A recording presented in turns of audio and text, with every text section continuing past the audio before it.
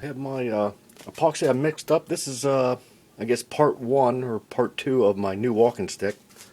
And what I did, I applied a little brass ferrule to the bottom and epoxied it in.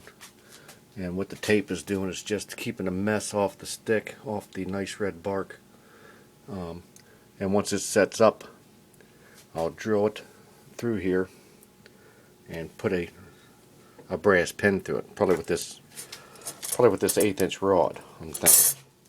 So the horn I cleaned up a little bit more since last time, and it's looking very nice. It's really got a nice patina from all the smoke that was on it. Now I buffed it out a little bit. It's not finished being buffed.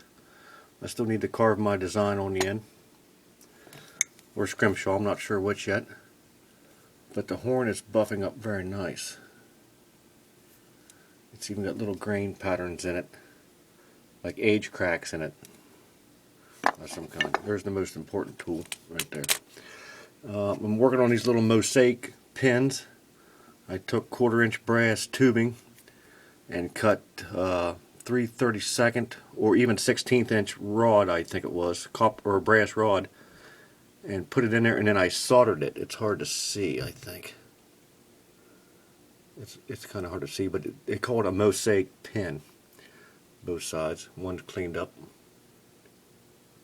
Try to get close to it. I don't know how this will turn out when it's viewed. Oh. So, and then this is going to be the furrow between the horn and the stick. And what I did there, I took a piece of brass plate. It's 3/16 or better, and a piece of copper plate, another piece of 3/16 plate, and I drilled and tapped it, ran a brass rod, threaded rod through, and soldered this all together to make a furrow. This is where the stick, I think I'll have the stick will be coming in something like this into it. And then of course this will be all cleaned up, and match this up on with the horn, and then match this up with the stick. So that's what we're looking at so far. I will probably check back when I get a little bit further along and see. I have some other mosaic pins I'm working on that I'll probably try to incorporate in here. And I'm not even sure what kind of design to put in here yet.